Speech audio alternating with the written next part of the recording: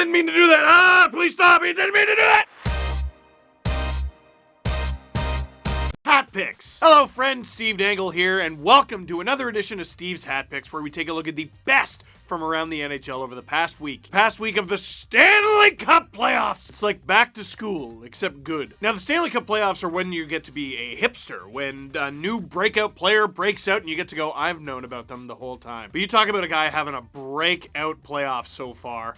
Jake Oettinger for the Dallas Stars. What a goalie factory. Here's the big glove save. Behind the net, Klingberg after it. Lucic forces him to the boards. Picked up though, chance for Schilling to the backhand. Rebound, stop two. Oettinger, two big saves there. Toffoli with the second chance. Flames again, pressure. Stone shot, drop Radulov. That gets through. Stop, here's a chance. Great save by Oettinger. He robs Toffoli with the glove. And that brings this crowd in Dallas to its feet as Jake Oettinger makes the biggest stop of this hockey game right there on Tyler Toffoli. And we're still goalless. Just an unbelievable stop by the Dallas netminder right there. Terrific stuff. He's been something else, hasn't he? And a little tap. It's so unfair that he's able to do that. Jake Oettinger, very few games into his NHL career, is already like one of the biggest there is. The dude is 6'5", 220 before putting on goalie equipment. He should stop the vast majority of shots just by standing there, but he can do that. That's a hat pick. Man, how are the Flames ever gonna beat this guy? Well, Johnny Gaudreau's got a few ideas. Break, and here goes Johnny Gaudreau right through the middle. Right in the hand. Right in the hand. There's the call. That's a gutsy call by the official, right. I got to tell you. What does he do here? I know. Does he go top glove? Johnny Gaudreau. Play off, penalty shot. Scores on the backhand. Gaudreau puts it home and makes it 2-0 Calgary.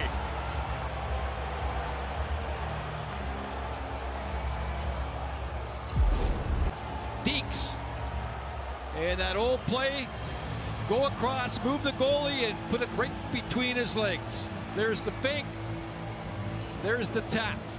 Oh. You go from how are the Flames ever going to beat him to how is Oettinger ever going to recover from that? First of all, before we focus on the penalty shot, the fact that that was called a penalty shot in a one-goal game in the third period of the Stanley Cup playoffs shows that they're calling this playoffs a little different. And some people are going to call that soft, and I understand why, but why? That's soft, is it? Show your work. Why is it soft? Well, it's soft because I've never seen it called in the Stanley Cup playoffs before. That is an insufficient answer. Show your work. Is it or isn't it a hook on a player on a breakaway?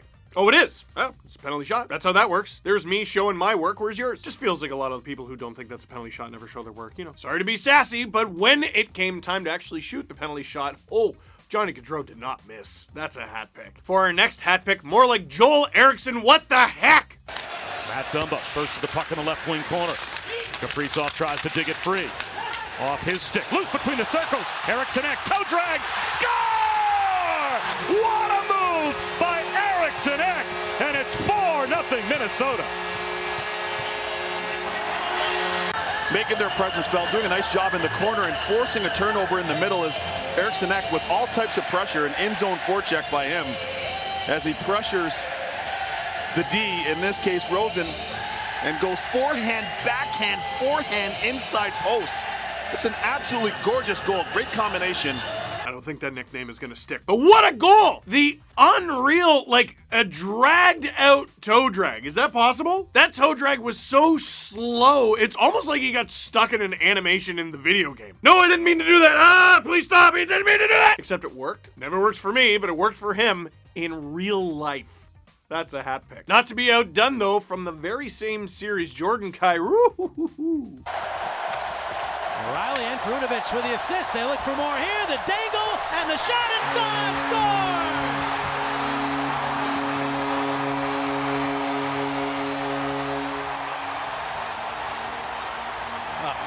Mom kind of likes that.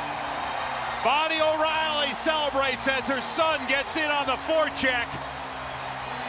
And this gets to a 2-goal lead. Kyrou with the play, but how about Ryan O'Reilly on the forecheck? resilient. This building is still abuzz as the Blues get that second goal. But here's Ryan O'Reilly, reads it perfectly, makes a decision quickly, and then Kyrou. Everyone in the world thought he was going to shoot that puck, except he said, no, let's try something a little bit exciting. Between the legs, to the backhand, through the defenseman Dumba. Yeah, that's disgusting. First of all, great job by Ryan O'Reilly on the turnover, but usually recovering a turnover is not enough to get in a hat pick. He gives it to Jordan Kyrou, and he does the rest, and I feel bad for Marc-Andre Fleury on this play. What else is the man supposed to do? He basically turns himself into a capital H that's been knocked over. Can you show him? That is a capital H. That is what an H looks like if you knocked it over. If you accidentally knocked over, I don't know, for whatever reason you're standing next to a capital H. Just go with it! Anyway, it was an amazing move from Jordan Kyrou, and the finish.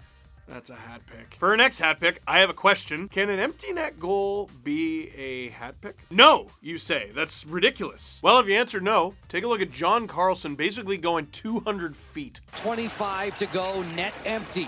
Carlson towards the empty cage. John Carlson, bullseye! Net, they were getting frustrated. They went over the officials after this game, but look at the work down low. Faravari on Reinhart. Long range right into the net. Dude, the guts! I realize the Washington Capitals are up 4-1 and leave it to the Leaf fan to say a 4-1 lead is not secure, but a 4-1 lead is not secure. There are just under 5 minutes to go in that game. 3 goals for the Florida Panthers? They can do it. And that wasn't a floater. Like, he shot that with authority. That thing, when did it touch the ice? This ain't John Carlson's first rodeo. That's a hat pick. For our next hat pick, okay, here's how I know producer Drew put it in. Yeah, he does have a point, though. Cale Makar had 10 points in Colorado's first round series against the Preds. 10. The series was 4 games. Paul Coffey, Dennis Potvin, Joe Micheletti, and Bobby Orr have all done 9 in the first 4 games. No one has ever done 10, meaning Cale Makar set a record on the Nashville Predators. A duel along the half wall. Landeskog digging in. Makar has it. Nice little sidestep, drags along the wall. Makar puts it up. Score! What a play by Cale Makar! He does it again! The young magical defenseman makes it 4-0. This all starts with a big hit over in the corner. Watch Cale Makar jam on the brakes, cuts back, inside. Oh my gosh, short side top window. Does that remind you of anything? That reminds me of the game winner that we had with Makar. Yeah, this is why they do like the Norris voting and stuff before the playoffs begin, because if Makar wasn't winning yet, oh, this would have sealed the vote. That's a hat pick. For our next hat pick, I'm sure you saw Game 3 between the LA Kings and the Edmonton Oilers, where the Oilers hung 8 goals on the Kings for the victory. And after that, the LA Kings used that as a bit of a wake-up call. And none of them more so than Jonathan Quick, who went, oh, guys, I found the problem. Here, let me just set my abilities back to 2014. Vander Kane accelerating out of his own end. Chip and chase. Kane's on it. Kane, a pass in front. A shot, and what a fabulous save. And another one, too. Quick. My goodness, 3 saves in a row. He didn't even have his glove. Drives it wide, throws it right back out right there off the shoulder of Jonathan Quick. The second one makes that one, and then a third one for good measure with the blocker. Kind of reaches up saying, hey, I got no glove here. That goes off the shoulder, off the bar, off the stick of Yamamoto, and stays out. You know, there's a movie idea here where a guy plays goal well enough to make the National Hockey League and win the Stanley Cup twice, maybe more by the time it's all said and done, possibly even get inducted into the Hockey Hall of Fame when it's all said and done, only for there to be a massive debate about whether or not the Kings should be able to keep their 2014 and 2012 Cups, or if Quick should even be allowed to be inducted into the Hockey Hall of Fame, because after he retires, they discover he is actually an octopus. I'm sorry, you can't convince me this man has bones. How do we know that's not Gumby in like a morph suit? I don't know if Jonathan Quick is going to go down as the best goaltender of his generation. I don't know if he's top 3, top 5, but he should go down as the most athletic goaltender of his generation. No one gets into the positions he does. No one. Well, except maybe an octopus. I'm telling you, I'm onto something, and I would watch that movie. That's a hat pick. Now, for our next hat pick, one of the better stories of the Stanley Cup playoffs, Louis Domingue, the 3rd stringer in Pittsburgh, having to come in relief for the Penguins. And the reason it is a great story, by the way, is 3rd stringers aren't supposed to be this good. Look at this save from the right catching, always throws me off, Louis Domingue. Swung it to the point. Schneider with a shot that goes wide, and it bounced over the stick. Advantage had as Nemeth comes in for the point. Kyrou now laying the body out. Back to the goal, and he comes up with a puck. Centered in front. Schneider with a chance. Advantage outside of the net. Oh, and a great save by Louis Domingue, diving back across. Bring up the point that he is a righty. He catches with his right hand. And this comes off the wall as Zibanejad goes to shovel this into the net. There's a glove there instead. And this comes right across the inside of the goalpost, and he snags this out of the air. And what a great save by Domingue. Oh, you love the decibel reader on that one. Wow! My only regret as a hockey fan is that save wasn't made in Pittsburgh, because who wouldn't have loved to hear the pop from that? My favorite thing about right-catching goalies is you're always a candidate for best save of the season by a right-catching goalie because there are so few. And that might be it right there. That's a hat pick. Fun activity if you're bored. Name a better one. You'll want to start by listing all the right-catching goalies in the NHL, and once you have that list of like 6, just narrow it down. Staying with this series, for the rest of the video, by the way, the Penguins were winning this 6-2. This was not necessary, but the Penguins have that Jorge Masvidal mentality. It was super necessary. Here's Evgeni Malkin and Kasperi Kapanen torturing the New York Rangers. Adams box, dishes it off, Lafreniere. He's looking a little ominous when he scored 2 minutes and 6 seconds into the game. Kapanen, stick handles in behind the goal. Beautiful behind the back pass at Malkin. He scores! Evgeni Malkin on a gorgeous feed from Kapanen. His forehand, Malkin wins the puck battle down low. Kapanen comes back to Gino. Gino takes it on the backhand. Georgiev is pinned to the goal line. You know, he's fearful of a wraparound, and by the time he gets himself in position, Gino's able to flick a backhand up under that crossbar and over the shoulder of Georgiev. I wonder where Kasperi Kapanen learned that little trick. Reminiscent of his double OT winner in Toronto with Brian Boyle, who's now his teammate in Pittsburgh. But this is the Penguins demoralizing the New York Rangers. 7-2 after that? Oof. Gonna be difficult to crawl back in that series, but you never know. That's a hat pick. Ugh. That should come with a warning. Are we gonna get demonetized for that? And for our last hat pick, Sidney Crosby. Take it away. Matheson avoids the hit. When it comes to Kopp, he turns it over to Crosby. Sidney Crosby will charge forward, picks up speed through the neutral zone, still has control, the surround, then the backhand rush, stop, rebound, score! Sidney Crosby! The Penguins do get that late goal. The brilliance of Sidney Crosby makes it happen. Anybody who wants to look at him right now and saying, try to stop me. Here's Crosby. I mean, he's going one on the world here, and the puck comes back to him off the pad, and he's able to pick the puck up.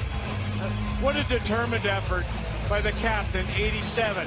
Shot off the pads, and he finishes it 5-hole. And the Penguins, they get that much-needed late period goal here after they kill the Rangers' power play.